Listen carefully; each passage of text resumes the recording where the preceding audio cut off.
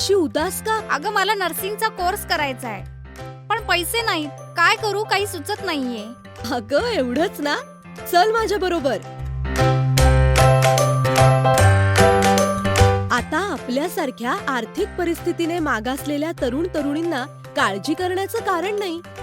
बार्टीने अनुसूचित जातीच्या युवक युवतींना कौशल्यपूर्ण प्रशिक्षण देऊन रोजगार आणि स्वयंरोजगारक्षम बनवण्याचं काम संपूर्ण महाराष्ट्रभर सुरू केलंय.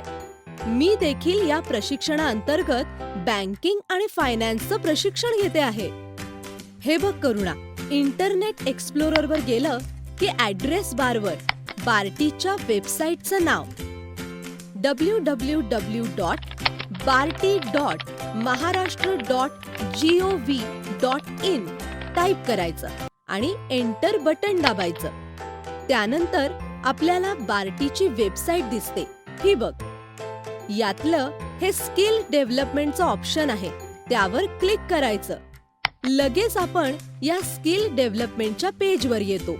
या पेजवर हे जे कौशल्य विकास प्रशिक्षण दिलं आहे त्यावर क्लिक करायचं.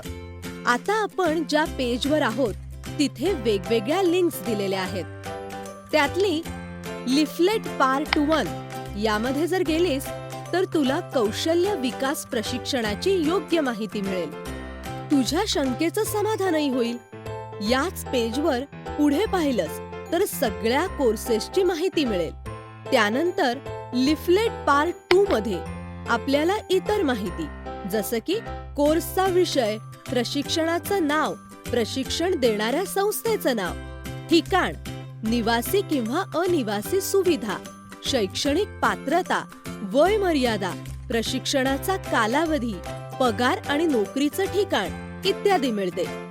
म्हणजे कोर्स निवडण्यापासून ते नोकरी मिळेपर्यंत सगळ्या गोष्टी दिलेल्या आहेत. आणखीन काय हवंय?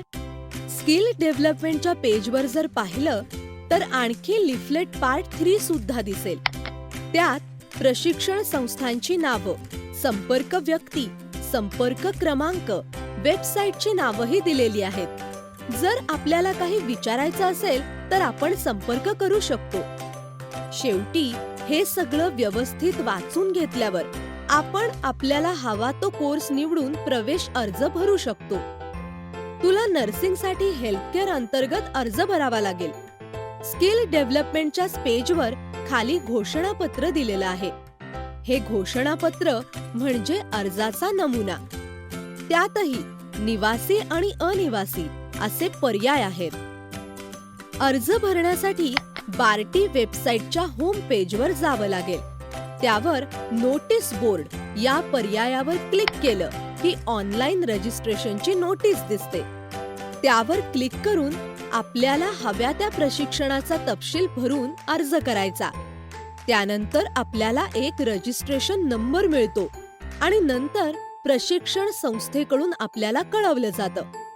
चल, आपण तुझा अर्ज भरूया.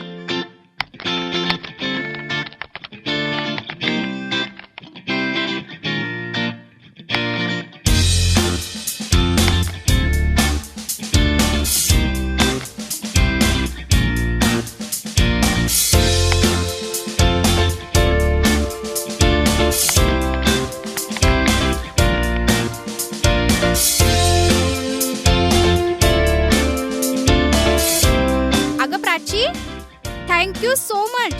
आज तुझ्यामुळे मला सिव्हिल हॉस्पिटलमध्ये नोकरी मिळाली. माझ्यामुळे नाही, बार्टीमुळे. धरूया बार्टीचा हात, करूया बेरोजगारीवर मात.